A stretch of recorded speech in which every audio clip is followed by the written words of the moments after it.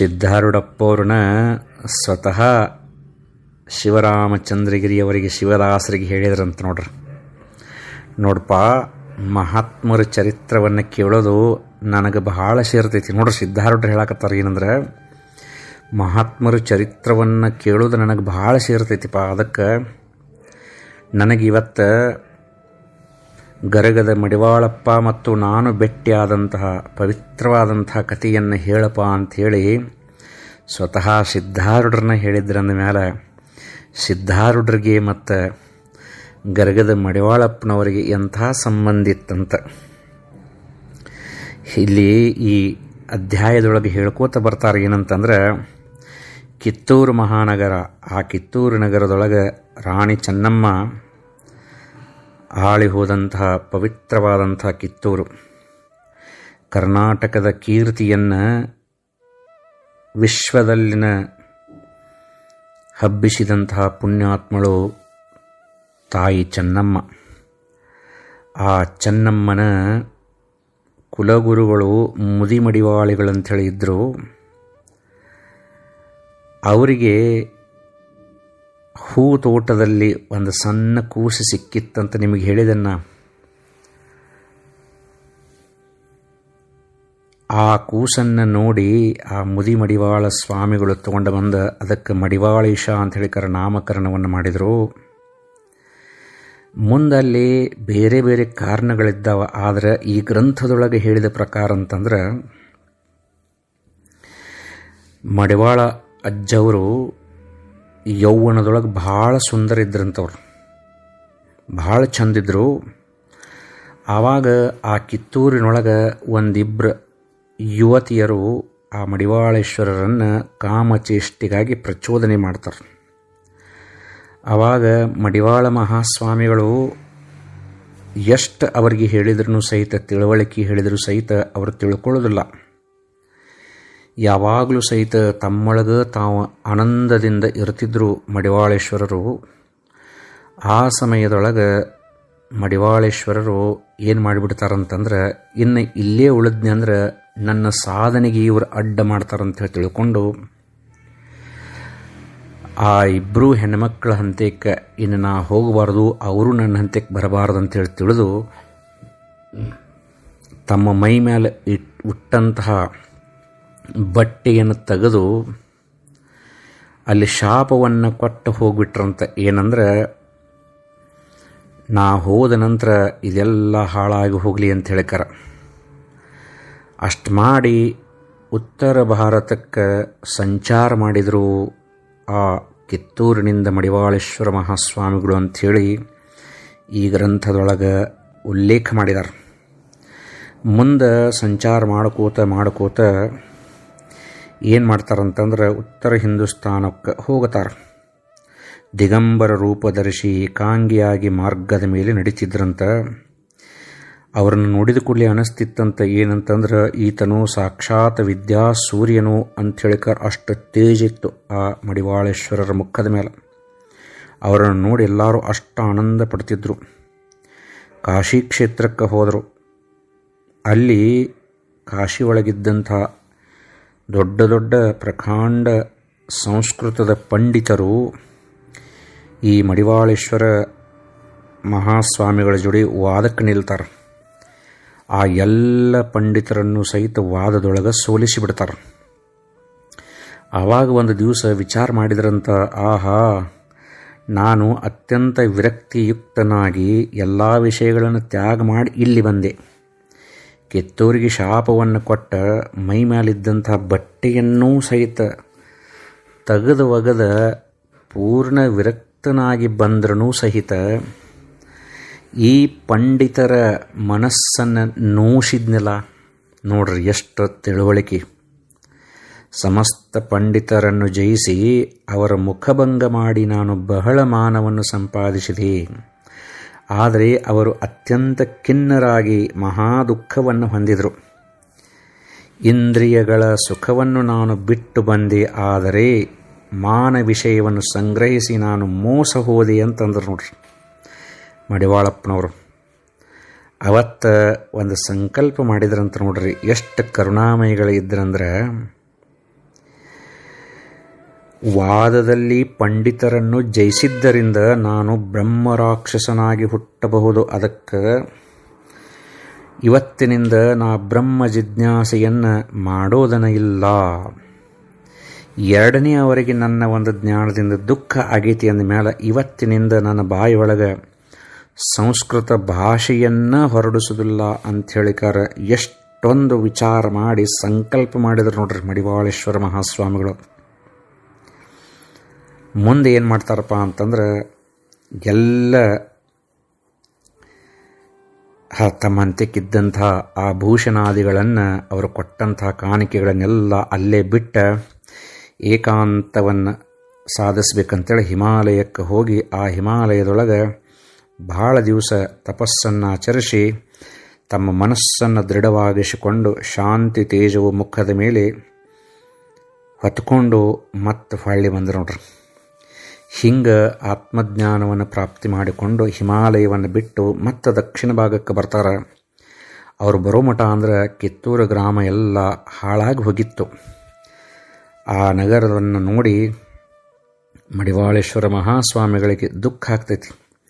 ಅಲ್ಲಿ ಅಂತಾರೆ ಏನಂದ್ರೆ, ಮಹಾತ್ಮನಿಗೆ ಯಾವಲ್ಲಿ ಚಲನವಾಗುವುದೋ ಆ ಸ್ಥಾನದಲ್ಲಿ ಆ ಸ್ಥಾನ ಯಾವಾಗಲೂ ಸಹಿತ ಶಾಪಗ್ರಸ್ತನ ಆಗತೈತಿ ಅಂತ ಅನ್ಕೊಂತನ ಈ ಮರಿಗಿಕೋಂತನ ಮಡಿವಾಳೇಶ್ವರ ಮಹಾಸ್ವಾಮಿಗಳು ಏನು ಮಾಡ್ತಾರಂದ್ರೆ ಧಾರವಾಡ ಜಿಲ್ಲೆಯೊಳಗಿರುವಂಥ ಗರಗ ಅನ್ನುವಂಥ ಗ್ರಾಮಕ್ಕೆ ಬಂದು ಅಲ್ಲಿನ ನೆಲೆ ನಿಲ್ತಾರೆ. ಅವರ ಮಹಿಮೆಯನ್ನು ಅರಿತಂಥ ಗರಗದ ಜನರೆಲ್ಲರೂ ಸಹಿತ ಮಡಿವಾಳೇಶ್ವರ ಮಹಾಸ್ವಾಮಿಗಳಿಗೆ ತುಪ್ರಿ ಹಳ್ಳದ ದಂಡಿ ಮೇಲೆ ಒಂದು ಮಠವನ್ನು ಕಟ್ಟಿಸಿಕೊಡ್ತಾರೆ. ಅಲ್ಲಿನ ಮಡಿವಾಳೇಶ್ವರ ಮಹಾಸ್ವಾಮಿಗಳು ಆನಂದದಿಂದ ಇದ್ದರು. ಅದೇ ಸಮಯದೊಳಗನ ಸಿದ್ಧಾರೂಢಪ್ಪಗಳು ಹುಬ್ಬಳ್ಳಿಗೆ ಬಂದಿದ್ರಂತೆ. ಆವಾಗ ಸಿದ್ಧಾರೂಢಪ್ಪಗಳಿಗೆ ಮಡಿವಾಳಜ್ಜವ್ರ ಬಗ್ಗೆ ಎಲ್ಲ ಗೊತ್ತಿತ್ತು. ಒಂದು ದಿವಸ ಏನು ಮಾಡಿದ್ರಂತಂದ್ರೆ ಕೆಲವು ಮಂದಿ ಭಕ್ತರನ್ನು ಕರ್ಕೊಂಡು ಹೇಳ್ತಾರೆ, ನಾವು ಗರಗಕ್ಕೆ ಹೋಗೋಣ ನಡೀರಿಪ್ಪ, ಮಡಿವಾಳಜ್ಜನವರ ದರ್ಶನವನ್ನು ಮಾಡ್ಕೊಂಡು ಬರೋಣ ನಡೀರಿ, ಅವರ ದರ್ಶನಕ್ಕೆ ಹೋಗೋಣ ಅಂತಂದ್ರಂತ. ಆವಾಗ ಆ ಕೆಲವು ಮಂದಿ ಹುಬ್ಬಳ್ಳಿ ಭಕ್ತರನ್ನು ಕರ್ಕೊಂಡು ಸಿದ್ಧಾರೂಢಪ್ಪಗಳು ಗರಗಕ್ಕೆ ಬರ್ತಾರೆ. ಸಿದ್ಧಾರೂಢಪ್ಪಗಳು ಹಿಂದಿರ್ತಾರೆ. ಭಕ್ತರು ಹೋಗಿ ಮಡಿವಾಳೇಶ್ವರ ಮಹಾಸ್ವಾಮಿಗಳಿಗೆ ನಮಸ್ಕಾರ ಮಾಡ್ತಾರೆ. ಆವಾಗ ಮಡಿವಾಳಜ್ಜವ್ರು ಅಂದ್ರಂತ, ನಿಮ್ದು ಯಾವೂರಪ್ಪ ಅಂತ ಕೇಳಿದ್ರಂತ. ಆವಾಗ ನಮ್ಮದು ಹುಬ್ಬಳ್ಳಿರಿಯಪ್ಪ ಅಂತಂದರು. ಆವಾಗ ಮಡಿವಾಳಜ್ಜವ್ರು ಮತ್ತಂದ್ರಂತ, ನಿಮ್ಮೂರಿಗೆ ಒಬ್ಬ ಶಿವಯೋಗಿ ಬಂದಾನಂತಲ್ಲಪ್ಪ, ಮಹಾತ್ಮ ಬಂದಾನಂತಲ್ಲ ಅಂತಂದರು.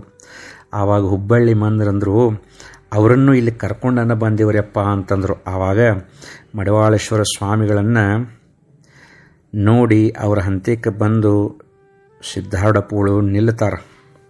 ನಿನ್ನ ಹೆಸರು ಏನಪ್ಪ ಅಂತ ಕೇಳ್ತಾರೆ. ಆವಾಗ ಯಪ್ಪ ನನಗೆ ಆರೂಢ ಅಂತಾರ್ರಿ ಅಂತಂದ್ರಂತ. ಸಿದ್ಧಾರೂಢ ಅಂತಾರ್ರಿ ಅಂದ್ರಂತ. ಆವಾಗ ಹೆಸರು ಆರೂಢ ಅಂತಿಪ್ಪ, ಒಮ್ಮಿಗಲೇ ಆಕಾಶದಾಗಿಂದ ಇಳಿದು ಬಂದೇನ, ತಾಯಿ ಹೊಟ್ಟೆ ಒಳಗಿಂದ ಬಂದಿಲ್ಲೋ, ನಿಮ್ಮವು ಇಟ್ಟ ಹೆಸರು ಹೇಳಪ್ಪ ಅಂತಂದ್ರಂತ. ಆವಾಗ ಸಿದ್ಧಾರೂಢಪ್ಪಗಳು ಅಂದ್ರಂತ, ನಿಜವಾಗಿಯೂ ನಾನು ಮಾಯಾವರಣ ಮಾಡಿಕೊಂಡು ಬ್ರಹ್ಮದೊಳಗಿಂದನ ಬಂದೇನ್ರಿಪ್ಪ, ಅದಕ್ಕೆ ಅದು ಸುಳ್ಳಿಲ್ರಪ್ಪ, ಅದಕ್ಕೆ ಖರೇನ ಅಂತಂದರು. ಆವಾಗ ಮಡಿವಾಳಜ್ಜವರು ಸಿದ್ಧಾರೂಢರನ್ನ ಹಂತಕ್ಕೆ ಕರೆದ ಕೈಯಾಡಿಸಿದ್ರಂತ. ಮಡಿವಾಳಜ್ಜವರಿಗೆ ಕಣ್ಣು ಕಾಣ್ತಿರ್ಕಿಲ್ಲ. ಆವಾಗ ನೋಡಿ ಸಿದ್ಧಾರೂಢರು ಎಷ್ಟು ಬಡಕಾಗಿದ್ದರು ಅದನ್ನು ನೋಡಿ ಅಂತಂದ್ರಂತ, ಎಷ್ಟು ಕೃಷಿ ಆಗೈತಿಪ್ಪ ನಿನ್ನ ಶರೀರ ಅಂತಂದ್ರಂತ.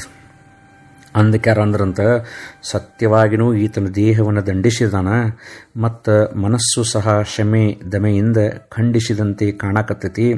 ಇವುಗಳ ವಿನಃ ಇವಂಗ ಈ ಜ್ಞಾನ ಬರೋಕ್ಕೆ ಸಾಧ್ಯ ಇಲ್ಲ ಅಂಥೇಳಿ ಸಿದ್ಧಾರೂಢಪ್ಪಗಳು ಅವರನ್ನು ನೋಡಿ ಮಡಿವಾಳಜ್ಜವರು ಅವರಿಗೆ ಆಶೀರ್ವದಿಸ್ತಾರೆ. ಮುಂದೆ ಮಾತಾಡ್ಕೊಂತ ಕೇಳಿದ್ರಂತ, ನೋಡಪ್ಪ ನೀ ಸಂಚಾರ ಮಾಡುವಾಗ ಒಂದು ಊರು ನೋಡಿದನ, ಅಲ್ಲಿ ಎಲ್ಲ ಕಡೆ ಮಂಗ್ಯಾಗಳ ಇದ್ದು ಅಂತಂದ್ರಂತ. ಆವಾಗ ಸಿದ್ಧಾರೂಢರು ಅಂದ್ರಂತ, ಈ ದೇಹನ ಆ ನಗರ್ಯಪ್ಪ ಚಪಲವಾದ ಮನೋವೃತ್ತಿಗಳದಾವಲ್ಲ ಅವ ಎಲ್ಲ ಕಡೆ ಇರುವಂಥ ಮಂಗ್ಯಾಗಳು ರೀ ಅಂತಂದ್ರಂತ.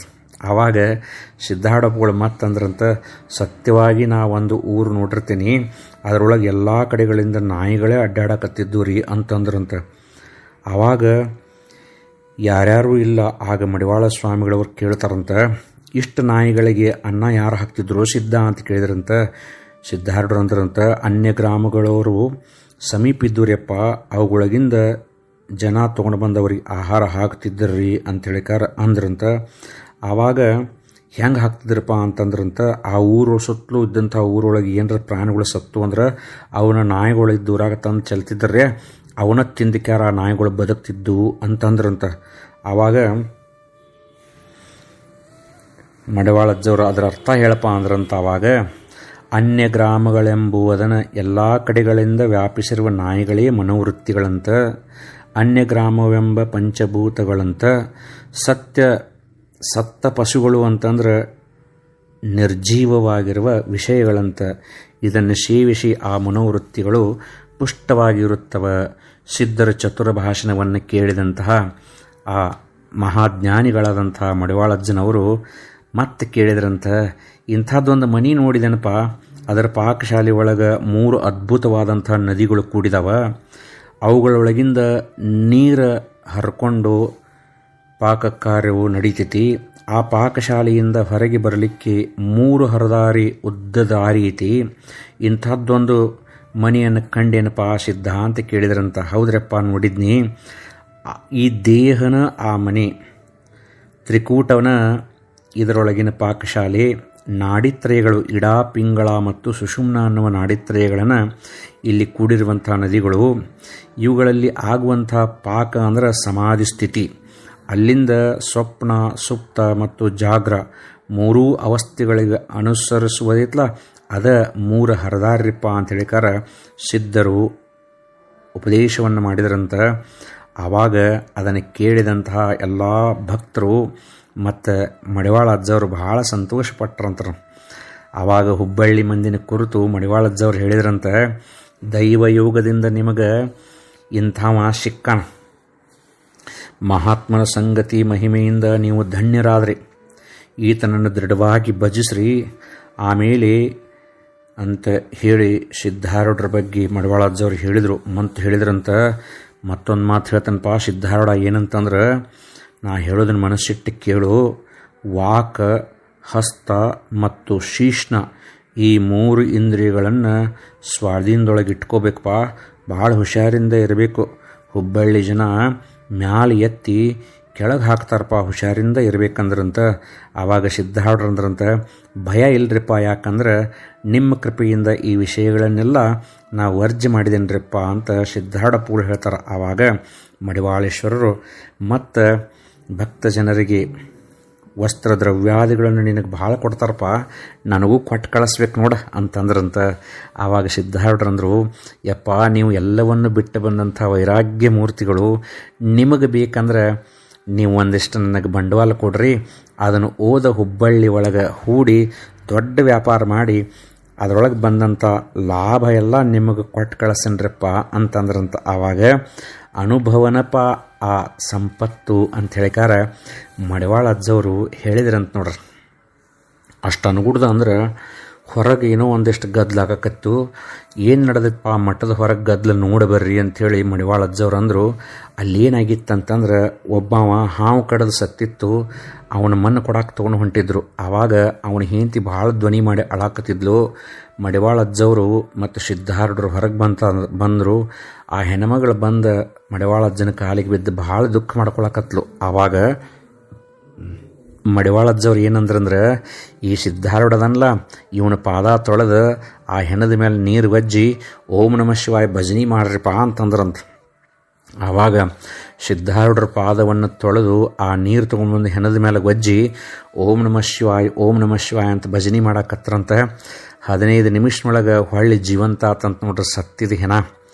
ಆ ಅಘಟಿತವಾದಂಥ ಲೀಲೆಯನ್ನು ನೋಡಿ ಮಡಿವಾಳಜ್ಜವರು ಆ ಭಕ್ತರಿಗೆ ಹೇಳಿದ್ರಂತ, ನೋಡಪ್ಪ, ಸಿದ್ಧಾರೂಢ ಎಷ್ಟು ಮಹಿಮಾವಂತನಿದ್ದಾನಂತಂದ್ರೆ ಅವನ ಪಾದದ ಒಂದು ಹನಿ ಆ ಹೆಣದ ಮೇಲೆ ಬಿದ್ದಿದ್ದಕ್ಕೆ ಆ ಹೆಣಾನು ಸಹಿತ ಏನಾತಪ್ಪ ಅಂತಂದ್ರೆ ಜೀವಂತ ಆತ್ ನೋಡಪ್ಪ ಅಂತ ಹೇಳಿದ್ರಂತ ನೋಡ್ರಿ. ಹಂಗೆ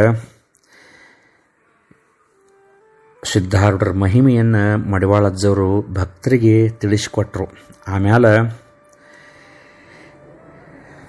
ಎಲ್ಲ ಆ ಹೆಣಾನು ಎಚ್ಚರಾತು. ಅವ ಎದ್ದು ಬಂದು ಹೇಳಿದಂತ, ಈ ನನ್ನ ದೇಹ ಮನ ಮತ್ತು ಧನ ಇವೆಲ್ಲ ನಿಮ್ಮೂನರೆಪ್ಪ ಅಂತ ಅಂದ್ಬಿಟ್ಟ. ಅವಾಗ ಮಡಿವಾಳ ಅಜ್ಜವ್ರು ಹೇಳಕತ್ರು, ನಿನ್ನ ಧನವನ್ನು ನೀನೇ ಇಟ್ಟುಕೋಪ, ಮನವನ್ನು ಆತ್ಮಸ್ವರೂಪದ ವಿಚಾರಕ್ಕೆ ಹಚ್ಚು. ಅದು ಪೂರ್ಣವಾಗಿ ನಿಮಗೆ ಬೇಕಾದ್ರೆ ಶರೀರವನ್ನು 2 ಕೆಲಸಕ್ಕೆ ಉಪಯೋಗ ಮಾಡ್ಬೇಕಂತ ನೋಡ್ರಿ. ಭಾಳ ಚಂದ ಹೇಳಿದಾರೆ.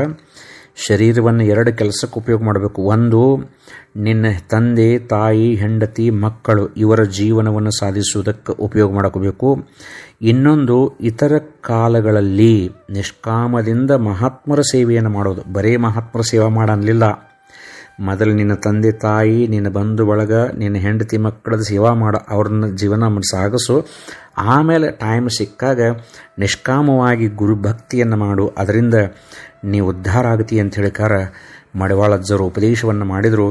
ಅದನ್ನು ಕೇಳಿದಂತಹ ಭಕ್ತರೆಲ್ಲರೂ ಸಹಿತ ಆನಂದ ಭಾಷ್ಪಗಳನ್ನು ಸುರಸಾಕತ್ರು. ಸಿದ್ಧಾರೂಢ ಪೂಳೆ ಎಷ್ಟೋ ದಿವಸ ಅಲ್ಲೇ ಉಳಿದ್ರು. ಆವಾಗ ಏನಾಗ್ಬಿಟ್ಟಿತ್ತಂದ್ರೆ, ಮುಮುಕ್ಷು ಜನರೆಲ್ಲ ಗರ್ಗಕ್ಕೆ ಬರ್ತಿದ್ರಂತ. ಗಂಗಾ ಮತ್ತು ಯಮುನಾ 2 ನದಿಗಳ ಕೂಡಿ ಪ್ರಯಾಗ ಕ್ಷೇತ್ರ ಹೆಂಗೆ ಆಗಿತ್ತು ಹಂಗೆ ಗಂಗೆ ಅನ್ನುವಂತಹ ಮಡಿವಾಳೇಶ್ವರ, ಯಮುನೆ ಅನ್ನುವಂತಹ ಸಿದ್ಧಾರೂಢ ಕೂಡಿ ಗರ್ಗ ಅನ್ನೋದನ್ನು ಪ್ರಯಾಗವಾಗಿ ಹೋಗಿಬಿಟ್ಟಿತ್ತಂತ ನೋಡ್ರಿ. ಆ ಒಂದು ಜ್ಞಾನದ ಜಲದಲ್ಲಿ ಆನಂದಿಸಿ ಮುಕ್ತರಾಗಬೇಕಂಥೇಳಿ ಮುಮುಕ್ಷು ಜನ ಸಾಗರೋಪಾದಿ ಒಳಗೆ ಗರ್ಗಕ್ಕೆ ಬರಾಕತ್ರು. ಅದನ್ನೆಲ್ಲ ನೋಡಿ ಸಿದ್ಧಾರೂಢರು ಏನು ಮಾಡ್ತಿದ್ರಂತಂದ್ರೆ, ಭಾಳ ಸುಂದರವಾಗಿ ಜೀವನ್ಮುಕ್ತಿ ಪ್ರಕರಣವನ್ನು ನಿರೂಪಣೆ ಮಾಡಾಕತ್ತಿದ್ರು. ಅದನ್ನು ಕೇಳಿ, ನಿಲ್ಲ ಸಿದ್ಧ ನಿಲ್ಲ ಅಂದ್ರಂತ.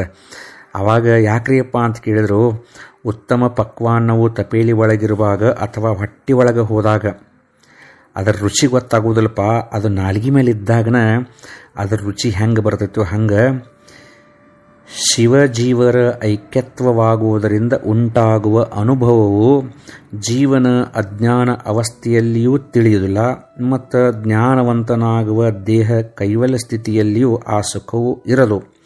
ಆದರೆ ಜೀವನ್ಮುಕ್ತಿ ಸ್ಥಿತಿಯಲ್ಲಿರುವಾಗ ಆ ಆನಂದವು ಭೋಗಿಸಲಿಕ್ಕೆ ಬರ್ತದೆ. ಅದಕ್ಕಂತ ಹೇಳಿದ್ರಂತ ನೋಡ್ರಿ.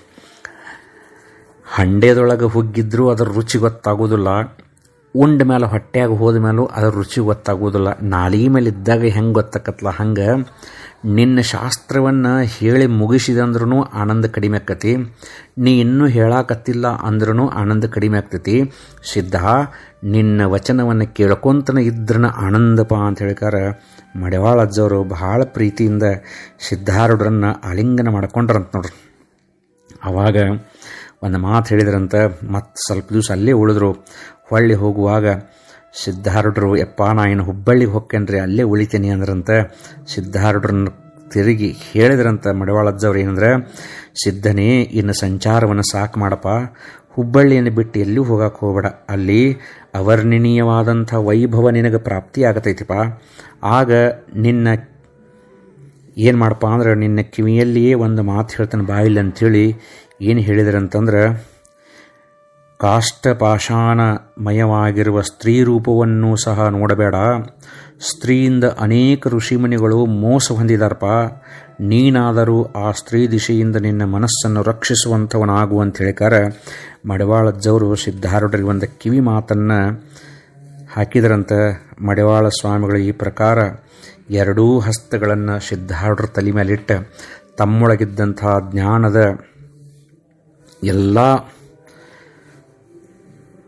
ಶಕ್ತಿಯನ್ನು ಸಿದ್ಧಾರೂಢರಲ್ಲಿ ತುಂಬಿದರು. ಆದರೆ ಕಣ್ಣೊಳಗೆ ನೀರು ಬರ್ತಿತ್ತು. ಏನಂತಂದ್ರೆ, ರಾಮನಂತಹ ನನ್ನ ಮಗ ಇವನನ್ನು ನಾ ಕಳಿಸ್ಬೇಕಾಗಿತ್ತಲ್ಲಪ್ಪ ಅಂದ್ರಂತ. ಹೇ ಬಾಳ, ನಾನು ಎಂದೂ ಮರಿಬೇಡಪ್ಪ ಅಂದ್ರಂತ ನೋಡ್ರಿ. ಹೇ ಬಾಳ, ನಾನು ಎಂದೂ ಮರಿಬೇಡಪ್ಪ ಅಂತಂದ್ರಂತ.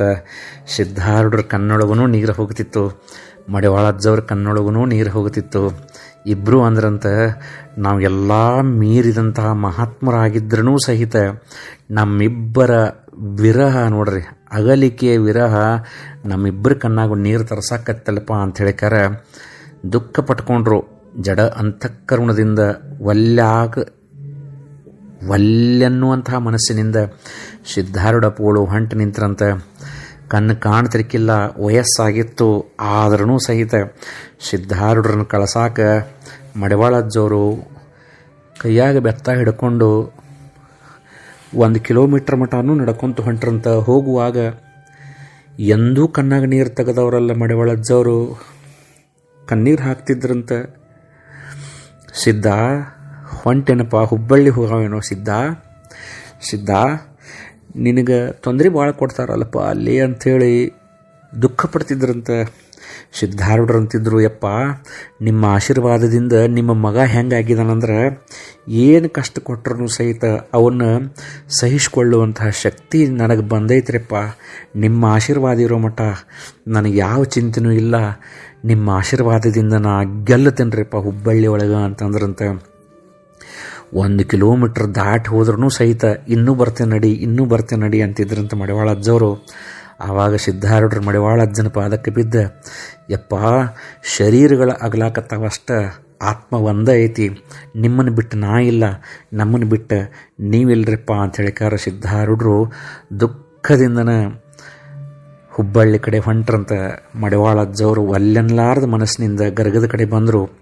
ತಮ್ಮ ಪಲ್ಲಂಗಿನ ಮೇಲೆ ಮಲ್ಕೊಂಡು ಮಡಿವಾಳ ಅಜ್ಜವರು ಅಳತಿದ್ರಂತೆ. ಏನಂದರೆ, ನನ್ನ ರಾಮನಂಥ ಸಿದ್ಧಾರೂಢ ನನ್ನ ಮಗನ್ನ ಹುಬ್ಬಳ್ಳಿ ಅನ್ನುವಂಥ ಅರಣ್ಯಕ್ಕೆ ಅಟ್ಟಿನಿಪ ಅಂತ ಹೇಳಿಕಾರ ದುಃಖ ಪಟ್ಕೊಳ್ತಿದ್ರಂತೆ. ಅದನ್ನು ನೋಡಿ ಅಲ್ಲಿದ್ದಂಥ ಗರಗದ ಭಕ್ತರು ಕಣ್ಣೀರು ಸುರಿಸಿ ಅಂದ್ರಂತ, ಇಂತಹ ಮಹಾತ್ಮರ ದರ್ಶನವನ್ನು ಪಡೆದಂಥ ನಾಮ ಪುಣ್ಯಾತ್ಮರು ಅಂತ ಅಂದ್ರಂತ ನೋಡ್ರಿ.